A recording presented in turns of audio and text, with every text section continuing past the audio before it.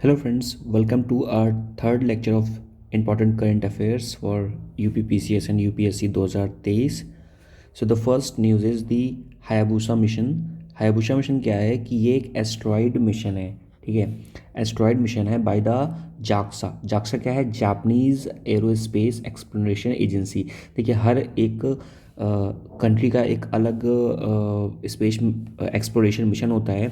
जैसे कि अगर इंडिया की बात करें तो हमारे पास इसरो है, ठीक है, जो कि गवर्नमेंट ओन्ड एक सब्सिडरी है।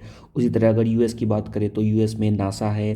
तो उसी तरह से जो जापान का एरोस्पेस एजेंसी है वो क्या है? जाक्सा है। तो जाक्सा ने एक हायाबूसा 2 मिशन लॉन्च किया है फॉर द एस्ट्रॉइड पर्पस। और इसका एम क्या है? ये जो एस्ट्रॉइड बेल्ट है वहाँ पर जाएगा और वहाँ पर से जो सैंपल्स है वो लेके आएगा अर्थ पे। देखिए, जो ये एस्ट्रॉयड बेल्ट होती है, ये एस्ट्रॉयड बेल्ट होती है, इसे हम क्यूपर बेल्ट भी कहते हैं। ठीक है, तो this is the one thing.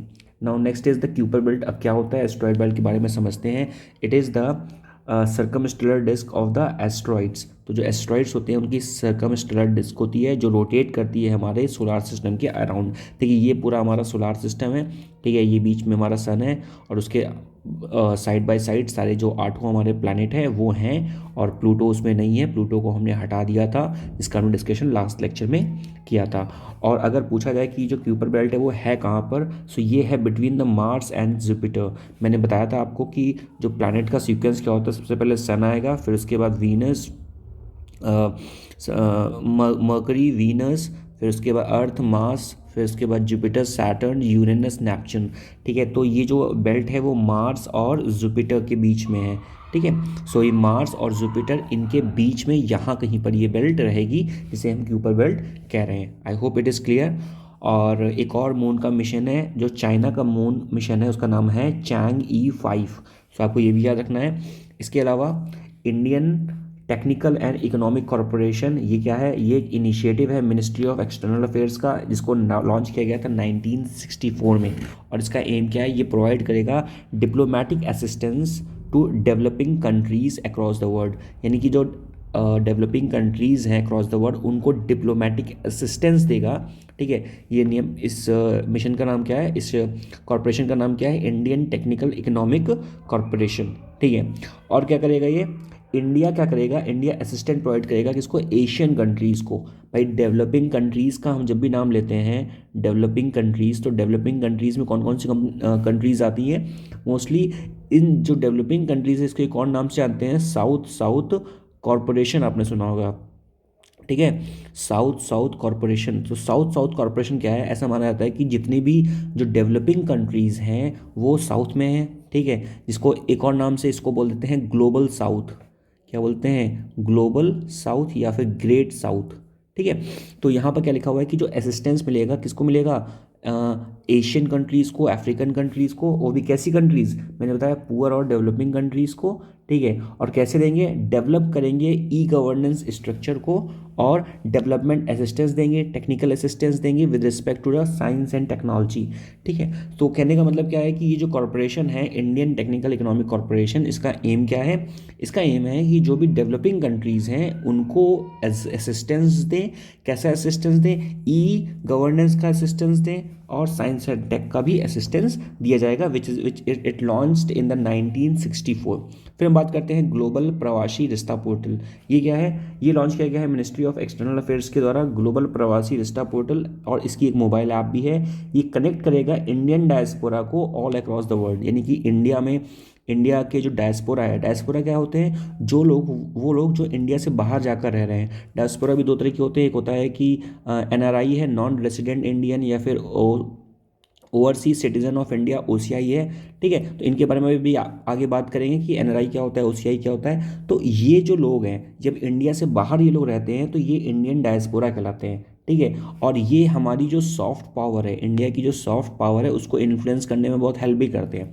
ठीक है, तो ये कनेक्ट करेंगे इंडिया की जो डायस्पोरा को ऑल अक्रॉस द वर्ल्ड, और थ्री वे कम्युनिकेशन होगा। कैसे थ्री वे कम्युनिकेशन क्या होता है? जैसे थ्री वे कम्युनिकेशन मतलब ऐसा कुछ बनेगा जिसमें पहला होगा क्या, जो इंडिया के जो मिशंस होंगे, मिशंस में क्या उनकी एम्बेसीज हो गई, एक्सटर्नल मिनिस्ट्रीज हो गई और इंडियन डायस्पोरा, यानी कि तीन साइड से कलेक्ट होंगे। पहला है इंडियन डायस्पोरा एक साइड में होगा, दूसरे साइड में हमारी एक्सटर्नल अफेयर्स मिनिस्ट्री होगी, और तीसरे साइड में जो भी हम लोग मिशन लॉन्च करेंगे, कौन से, जैसे कोई भी इनके लिए स्कीम्स आ रही हैं डायस्पोरा के लिए, तो वो थर्ड साइड में रखेंगे ताकि अच्छे से एक कम्युनिकेशन, एक रैपार्ट बिल्ड हो पाए।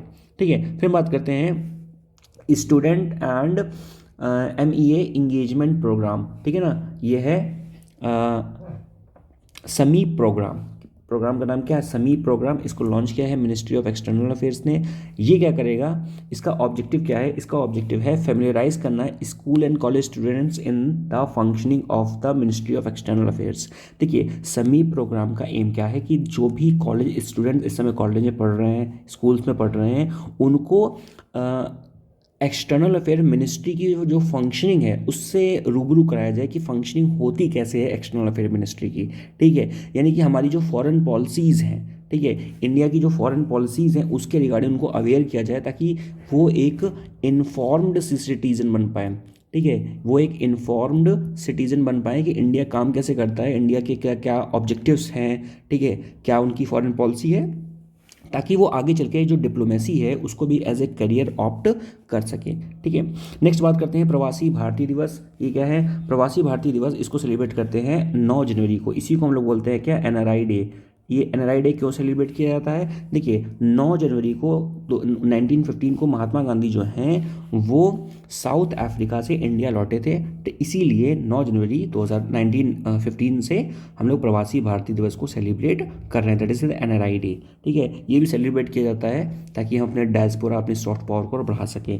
इट वॉज स्टार्टेड इन 2003 में इनको स्टार्ट किया गया था, और 2015 तक ये हर साल मनाया जा रहा था। ठीक है, और उसके बाद 2015 के बाद से इसको हर 2 साल में मनाने लगे हम लोग। फिर बात करते हैं जो 16वां प्रवासी भारतीय दिवस है उसको हमने ऐड किया था दिल्ली में, और जो 17वां प्रवासी भारतीय दिवस है वो कहाँ पे होगा? इंदौर में होगा। यानी कि जो 2023 वाला है वो इंदौर में होगा, और 2016 वाला जो 2022 का था वो हुआ था न्यू दिल्ली में। 2022 वाला 16वां था, ये 17वां होगा 2023 वाला। थीम क्या है? देखिए, जो 2022 का था उसका थीम था क्या? कंट्रीब्यूटिंग टू द आत्मनिर्भर भारत। ये 2022 वाले का थीम है। और 2023 वाले का थीम क्या है? 2023 वाले का थीम है, ये 2023 वाला है, नंबर है इसका 17th। इसका थीम क्या है? इसका थीम है diaspora reliable partner for the India's progress in the Amrit Kaal. Amrit Kaal क्या कह रहे हैं? देखिए, हमने अभी आज़ादी के 75 ईयर्स को हमने ऑब्टेन कर लिया है। ठीक है, आज़ादी के 75 ईयर ऑब्टेन कर लिया है, और जो 25 साल बचे हैं तब हम लोग 100 साल के हो जाएंगे। तो हमारी जो जो फाइनेंस मिनिस्टर है निर्मला सीतारमन, उन्होंने कहा है कि जो 25 साल है ये हमारे क्या हैं? ये हमारे अमृत काल है। ठीक है, और मोदी जी का टारगेट है कि 2047 तक हम लोग एक डेवलप्ड नेशन बन जाए। ठीक है, एक डेवलप्ड नेशन बन जाए, तो हमें इसकी तरफ क्या करना है? अग्रसर होना है। फिर बात करें प्रवासी भारतीय दिवस सेलिब्रेट किया जाता है रोल को सिग्निफाइज करने में, किसके रोल को? NRI के, ओवरसीज सिटीजन ऑफ इंडिया के, और पर्सन ऑफ इंडियन ओरिजिन। ये 3 तरह की कैटेगरी होती हैं, non resident Indian, overseas citizen of Indian और पर्सन ऑफ इंडियन ओरिजिन। ठीक है, फिर बात करते हैं प्रवासी भारतीय सम्मान अवार्ड। ये क्या है? प्रवासी भारतीय सम्मान अवार्ड, इसको भी दिया जाता है इसी दिन के लिए, यानी कि 9 जनवरी को, यानी कि प्रवासी भारतीय दिवस के दिन, NRI डे के दिन प्रवासी भारतीय सम्मान अवार्ड भी दिया जाता है। प्रवासी भारतीय सम्मान अवार्ड जो है ये हाईएस्ट अवार्ड है जो ये कन्फर्ड दिया जाता है NRI को, PIO that is person of Indian origin को, और किसी भी एक ऑर्गेनाइजेशन या फिर किसी भी एक इंस्टीट्यूट को भी ये दिया जा सकता है जो कि NRI या फिर पर्सन ऑफ इंडियन ओरिजिन चला रहा हो। ठीक है, तो ये चीज़ें, तो ये आपको ध्यान रखना है कि जो प्रवासी भारतीय सम्मान अवार्ड है ये दिया जाता है to recognise the contribution of the NRIs और the person of Indian origin और the overseas citizen of India, that is the OCI। Know about the Indian programme, know about the India, ये क्या है? ये एक प्रोग्राम है। ये क्या है? इंप्लीमेंट किया गया था मिनिस्ट्री ऑफ एक्सटर्नल अफेयर्स के द्वारा। ये 3 वीक का एक प्रोग्राम है। किसके लिए है? डायस्पोरा यूथ के लिए है। क्या करेगा? ये अवेयरनेस देगा different facts of the India, यानी कि इंडिया के जो डिफरेंट फैक्ट हैं उन उनके बारे में अवेयरनेस ये देगा। It also gives the process by the country in the various field, यानी कि जो कंट्री है, जो वेरियस फील्ड में हमारी इंडिया जो प्रोग्रेस कर रही है उसकी भी इंफॉर्मेशन इसी पोर्टल पे यानी कि इसी प्रोग्राम के थ्रू दिया जाएगा। और कौन देगा? Ministry of external affairs. अब हम बात करते हैं थोड़ा सा कि OCI that is the overseas citizen of India और NRI में क्या डिफरेंस है। देखिए, ओवरसीज सिटीजन ऑफ इंडिया क्या है? ओवरसीज सिटीजन ऑफ इंडिया और NRI, ठीक। NRI क्या है? NRI जो इंडिया का जो होता है वो ट्रू सिटीजन होता है। देखिए, नॉन रेसिडेंट इंडियन, यानी कि इंडिया में नहीं रह रहा है, वो रह बाहर रहा है इंडिया के, लेकिन है वो सिटीजन किसका? इंडिया का। तो NRI क्या है? NRI जो है वो ट्रू सिटीजन से इंडिया। अगर आपसे पूछा गया कि NRI और OCI में ट्रू सिटीजन्स कौन सा है, यानी कि किसको हम सिटीजन मानेंगे एक्चुअल में इंडिया का, तो दैट इज़ दी NRI, ठीक है। It's definition is given in the income tax act. तो ध्यान रखिएगा कि जो NRI की जो डेफिनेशन है, ठीक है, जो NRI की डेफिनेशन है वो हमारे सिटीजनशिप एक्ट में नहीं दिया गया है, ठीक है। सिटीजनशिप एक्ट में नहीं दिया गया। कहाँ पे दिया गया? It is given in the income tax act. According to the income tax act, the NRI is an Indian who lives abroad for more than 180 years, यानी कि कोई भी एक ऐसा इंसान जो इंडिया से बाहर रह रहा है 180 दिनों के लिए, उसे NRI कंसीडर किया जाएगा। लेकिन अब इन 180 दिनों को घटाकर कितना कर दिया गया है? 120 दिन कर दिया गया है। पर वहीं अगर हम OCI की बात करें तो OCI वो पर्सन है who do not hold the Indian passport but they are related to the India। मतलब कि OCI that is the overseas citizen of India, ये वो लोग हैं who do not hold the Indian passport, यानी कि इनके पास इंडियन का पासपोर्ट नहीं है, जबकि NRI के पास इंडियन का पासपोर्ट था, ठीक है। और ये क्या रहते हैं, लेकिन somehow they are related to the India, ठीक है। फिर इसके बाद criteria to get the OCI card. अगर आपको OCI कार्ड चाहिए तो आपको क्या क्राइटेरिया होना चाहिए? पहले चीज़ होना चाहिए कि citizens at the time of the after the constitution came into the force, यानी कि आप 26 जनवरी 1950 पे इंडिया के सिटीज़न होने चाहिए। इसके अलावा आप या फिर 26 जनवरी 1950 में आप इंडिया के सिटीजनशिप लेने के हकदार होने चाहिए, यानी कि आपकी जो एलिजिबिलिटी क्राइटेरिया है कि आपको सिटीजनशिप मिल जाए, तो उस एलिजिबिलिटी क्राइटेरिया में आप खड़े उतरने चाहिए। तो दो चीज़ें हो गई, या तो आप 26 जनवरी 1950 में सिटीजन होते इंडिया के, या फिर आप एलिजिबल होते to apply for the citizenship of India, ठीक है। Next is any individual belonging to the territory that became the part of the India after 15 August 1945, यानी कि अगर कोई टेरिटरी को हमने एक्सीड किया है, ठीक है, तो या फिर वो टेरिटरी हमारे अंदर आके मिली हुई है, तो उस टेरिटरी के आप सिटीजन होते, या फिर आपका जो बच्चा है या कोई डिसेंडेंट है वो भी उस कैटेगरी में आएगा। तो ये सारे जो क्राइटेरिया दिए गए हैं कि कोई भी छोटा बच्चा है वो आप पे डिपेंडेंट है, तो आप वो भी उसको भी सिटीजनशिप मिल जाएगी, that is the OCI card basically मिल जाएगा, ठीक है। पर किनको OCI कार्ड नहीं मिलेगा, तो दिस इज इंपॉर्टेंट कि किसको OCI कार्ड नहीं मिलेगा। Anyone who is applying for the OCI card should hold a valid passport of the another country, if not she is not applicable. तो कहने का मतलब है कि अगर आपको ओवरसीज सिटीजन ऑफ इंडिया का कार्ड चाहिए तो आप किसी और कंट्री का पासपोर्ट आपके पास होना चाहिए। This is the first condition, second condition क्या है? उन लोगों को OCI कार्ड नहीं मिलेगा जो किसी और कंट्री के सिटीजनशिप नहीं लिए हैं, यानी कि किसी और कंट्री का पासपोर्ट जिनके पास नहीं है उनको भी ये OCI कार्ड नहीं मिलेगा। थर्ड इज अगर किसी के पेरेंट्स या फिर ग्रैंड पेरेंट्स सिटीजनशिप होल्ड करते हैं किसकी, पाकिस्तान की या फिर बांग्लादेश, तो उनको भी OCI कार्ड नहीं मिलेगा, ठीक है। तो ये 3 क्राइटेरिया हैं OCI कार्ड आपको नहीं मिलने पे। ये अगर आपके पास किसी और कंट्री का पासपोर्ट नहीं है तो भी आपको सिटीजनशिप नहीं मिलेगा, या फिर अगर आप किसी और कंट्री के सिटीजन नहीं हो तब भी नहीं मिलेगा, या फिर आप पाकिस्तान, आपके पिताजी या फिर दादाजी पाकिस्तान या फिर बांग्लादेश के सिटीजन्स रहे हैं तब भी आपको OCI कार्ड नहीं मिलेगा। ओके ना, अब बात करते हैं बेनिफिट क्या है। अगर OCI कार्ड आपको मिल गया तो बेनिफिट क्या है? ये एक लाइफ लॉन्ग वीज़ा की तरह काम करता है। आपको पता है कि अगर आपको किसी कंट्री में जाना है तो आपको वहाँ पर वीज़ा लेना पड़ता है। पासपोर्ट अलग चीज़ होती है, वीज़ा अलग चीज़ होती है। तो अगर आपके पास OCI कार्ड है तो this is a life long visa for you, ठीक है। दैट इज़ आपको स्पेशल एक परमिशन मिल जाती है, ठीक है, इंडिया में आने की, रिसर्च करने की और काम करने की।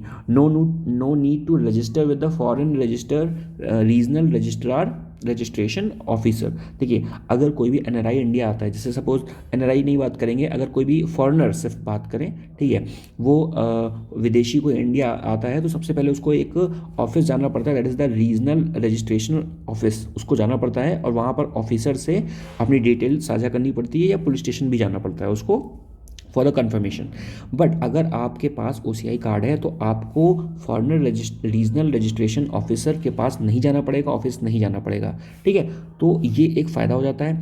दूसरा, अगर except for the acquisition of the agriculture और the plantation property OCI cards have the similar facilities, यानी कि OCI कार्ड होल्डर्स जो है उसको सिमिलर फैसिलिटीज़ मिलेगी जैसी NRI को मिल रही थी।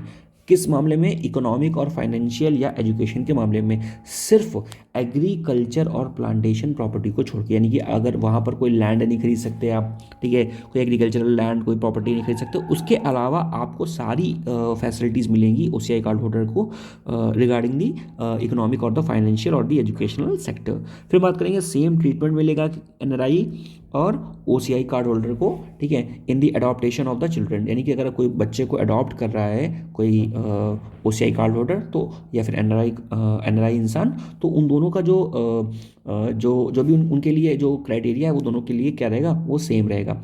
Then also treated at par with the NRI in the entry fees and the national monuments and the professions like doctor, dentist, nurses. इसका मतलब क्या है, जैसे आप कहीं मॉन्यूमेंट पे जाते हैं, आप ताजमहल देखने जाते हैं, तो वहाँ पर इंडियंस के लिए जो फीस रहती है वो 20 रुपये 50 रुपये ऐसे रहती है, लेकिन जो NRIs के लिए यानी कि फॉरेनर्स के लिए जो फीस रहती है वो 500 रुपये 800 रुपये 1000 रुपये ऐसे रहती है, ठीक है। तो कहने का मतलब, लेकिन अगर आप NRI हो, ठीक है, आप NRI हो या फिर OCI हो, क्योंकि दोनों इक्वल हो गए लगभग कई सारे क्राइटेरिया में, तो उनके लिए जो फीस का क्राइटेरिया रहेगा वो यही रहेगा, 20-30 रुपये ऐसा जो भी है अपना वो रहेगा। मतलब वो नहीं रहेगा जो फॉरेनर के लिए बेसिकली रहता है, क्योंकि NRI का मतलब क्या हो गया, कहीं ना कहीं हो इंडियन गया, और OCI का मतलब भी क्या हो गया, कहीं ना कहीं हो इंडियन ही गया। At par with the NRI to participate all India pre medical test as such, यानी कि जो NRI है वो OCI की तरह ही all India pre medical test, जो एम्स का टेस्ट होता है डॉक्टर के लिए, ठीक है, या आप नीट भी बोल सकते हो, उसमें बैठने के लिए उसकी परमिशन मिल जाएगी। Treated at par with the Indian citizens in the matter of the traffic air fares in Indian domestic sector. मैंने बताया आपको बहुत सारे सेक्टर्स हैं जिसमें NRI OCI के इक्वल हो जाएगा। NRI will be equal to OCI अगर आपके पास OCI कार्ड है। जैसे मैंने बताया कि मॉन्यूमेंट्स की फ़ीस के रिगार्डिंग, या एयर फेयर्स के रिगार्डिंग, या फिर अगर आपको नेशनल पार्क जाना है, वाइल्ड लाइफ सेंचुरी जाना है, तो इसमें भी आपसे वही चार्जेस लिए जाएंगे जो एक नॉन रेजिडेंट इंडियन से लिए जा रहे हैं, ठीक है। So this is about the difference between the OCI and the NRI।